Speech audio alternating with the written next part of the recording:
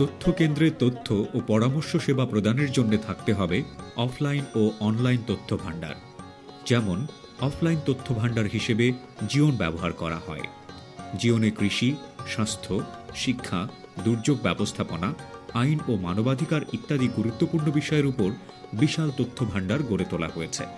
তথ্যকর্মীরা সেখান থেকে সেবা গ্রহীতার প্রয়োজন মেটাতে পারেন। যে পোকা লাগছে আর এই পোকাটা কি পরামর্শ পাওয়া যায়? কাটুই পোকার কিয়া চারা গাছ কেটে নষ্ট করে দেয়। এই পোকার দমনের জন্য 5 সের পানিতে চা চামচের 1.5 চা চামচ পরিমাণ মিশিয়ে ছিটাতে হবে। তাহলে আপনার বাড়িতে বালতি আছে না, বালতিতে 1 বালতি পানি নেবেন, নিয়ে চা খান না, চায়ের চামচ আছে না, সেই চামচ দিয়ে কি করতে হবে 1.5 চা চামচ ওষুধ আছে সেটা দিতে হবে, দিয়ে মিশিয়ে আপনার এই যে বাঁধাকপিতে স্প্রে করতে হবে। ওটা তো আমার মনে থাকবে, আমাকে ওইটা লিখে দেন।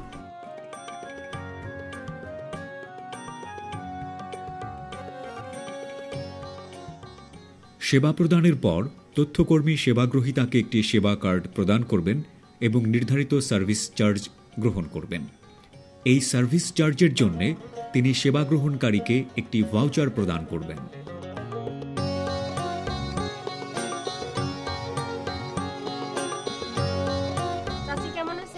হেল্পলাইনের মাধ্যমে তথ্যকর্মীরা মানুষকে সেবা প্রদান করতে পারেন।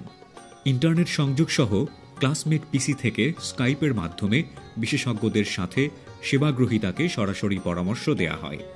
আচ্ছা ঠিক আছে, আমাদের পল্লী তথ্যের মাধ্যমে হেল্পলাইন আছে, সেই হেল্পলাইনে আপনি স্কাইপের মাধ্যমে ডাক্তারের সাথে কথা বলতে পারবেন। আপনি কি কথা বলবেন একটু ডাক্তারের সাথে? বাড়ি বাড়ি গিয়ে এভাবে সরাসরি বিশেষজ্ঞদের সাথে কথা বলিয়ে দিলে তথ্য কেন্দ্রের উপর মানুষের আস্থা তৈরি হয়।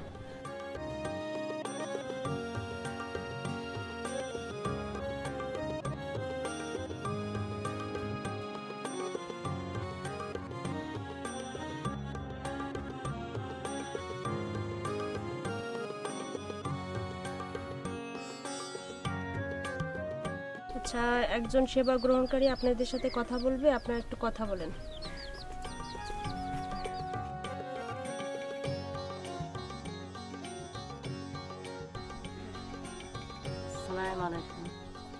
এই বুকুর বিষ, জ্বর, কাশ, খুব বিভিন্ন।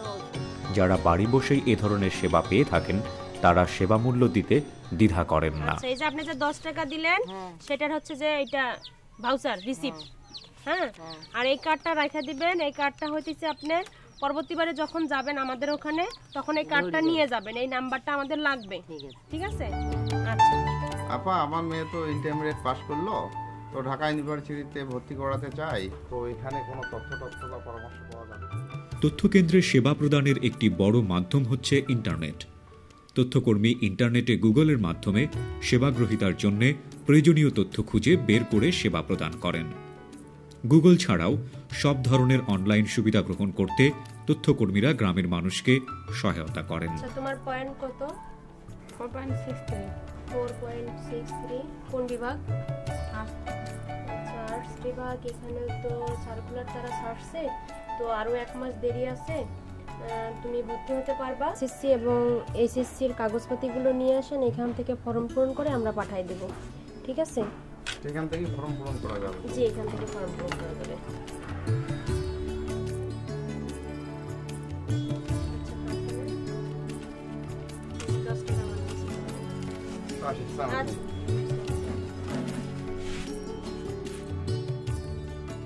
তথ্য কেন্দ্রে তথ্য প্রদানের আরেকটি বড় মাধ্যম হচ্ছে ভিডিও বা অ্যানিমেশন।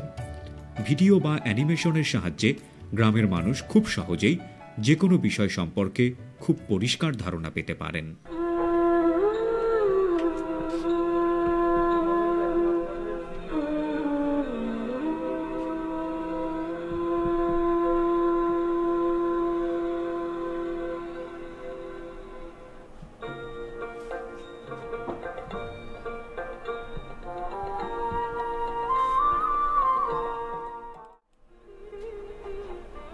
শিমের চাপ পোকা।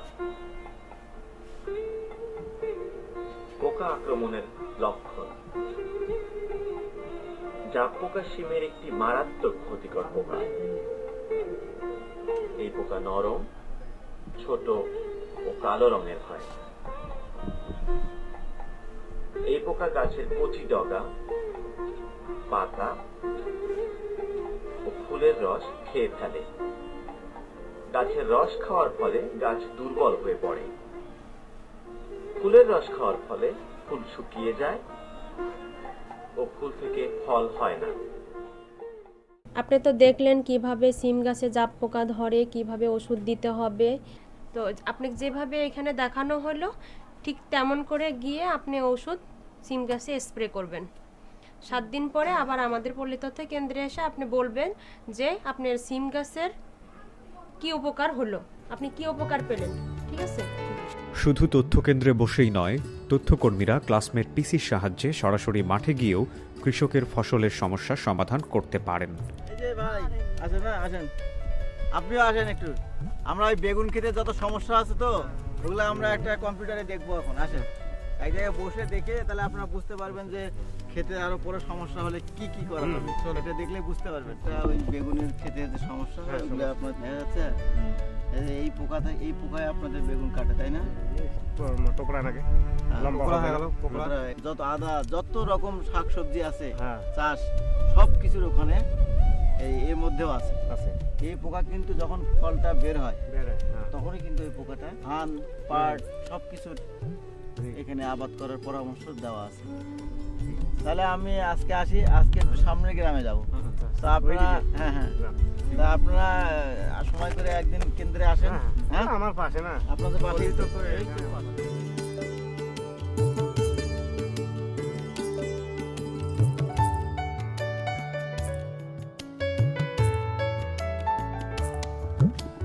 কেমন আছেন? আমার মার অসুস্থ। কি হয়েছে? আমার মার গালার অসুবিধা, পা হাত পা জ্বালা করে। চিকিৎসা করছেন? চিকিৎসা তো বহু করছি, রংপুর করছি, নীলফামারী করছি, মোদি ডাক্তার নিয়ে গেছি। আগামীকালকে আমাদের পল্লী তথ্য অফিসে স্বাস্থ্য ক্যাম্প আছে। রংপুর থেকে ডাক্তার আসবে, আপনার মাকে আমাদের অফিসে পল্লী তথ্যে নিয়ে আসেন। ঠিক আছে? হাত পা জ্বালা চোটফোটা করে সবগুলা কালকে ওই ডাক্তারকে বলিয়েন। ঠিক আছে? বললে হ্যাঁ, উনি কি পরামর্শ দেয়, প্রেসক্রিপশন দিবে, ওই অনুযায়ী ওষুধ কিনে খাইতে পারবেন। হ্যাঁ। ঠিক আছে? ঠিক আছে। তা কালকে নিয়ে আসেন। হ্যাঁ, ঠিক আছে। আচ্ছা। তথ্যকেন্দ্রে তথ্য ও সেবা প্রদানের আরেক বড় মাধ্যম হচ্ছে ক্যাম্প। আইন, স্বাস্থ্য, কৃষি বা শিক্ষা ক্যাম্পের মাধ্যমে গ্রামের মানুষ সরাসরি তাদের সমস্যার কথা সেই বিষয়ের বিশেষজ্ঞকে জানাতে পারেন। তাদের মূল্যবান পরামর্শ সমস্যার সমাধানকে সহজ করে তোলে। জ্বর আছে? কাশি আছে? কাশি নাই? না বলে না যেটা উচ্চা করি পেট ব্যথা করে কি পেট ব্যথা, কাশি তো নাই।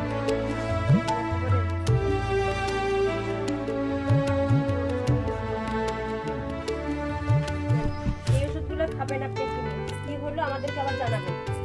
আমার ওই 4.5 শতক জমি জমা নিয়ে সমস্যা। এই সমস্যা বহুদিন হাতে 3 বছর ধরে চলতেছে। চাচা, আপনার সমস্যা আমি শুনলাম। তো আপনি আগামী বুধবার সকাল 10টায় এই পল্লীতত্ত্ব কেন্দ্রে একটা আইন ক্যাম্প হবে, সেখানে এই পরামর্শগুলো নিলেই আপনার সমস্যার সমাধান হবে আশা করি। আপনি আসেন। হ্যাঁ, আচ্ছা, আল্লাহ যদি আনায় আবার আসবো। চাচা তাহলে ওই আইন ক্যাম্পে কিন্তু অবশ্যই আসবেন। সামনে বুধবার, হ্যাঁ? তাহলে যাই। হ্যাঁ,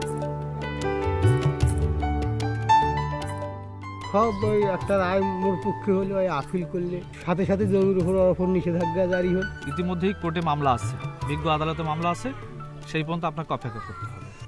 সাধারণত পল্লী তথ্য কেন্দ্র প্রতি শুক্রবার এবং প্রতি মাসের একবার অন্তপক্ষে এই ধরনের একটা আয়োজন করে থাকে। একটা অনুষ্ঠানের মাধ্যমে আমরা তাদেরকে আইনি সমস্যাগুলো সমাধান করার চেষ্টা করি। তারা উপকৃত হচ্ছে এবং আমাদেরকে নিজেকেও ভালো লাগে যে না, এখানকার সাধারণ মানুষ এই সমস্যাগুলো দ্বার প্রান্তে মানে তাড়াতাড়ি সহজে পেয়ে যাচ্ছে। পল্লী তথ্য আসছি আমার জমি জমা সম্পর্কে, যে জমি জমার আমার ভেজাল সেই জমি জমা সম্পর্কে আসছিলাম। আমি এই পল্লী তথ্যে আমি উকিলের কাছে আসছি, উকিল আমাকে ভালো পরামর্শ দিছে, আমি সেই পরামর্শই চলতেছি।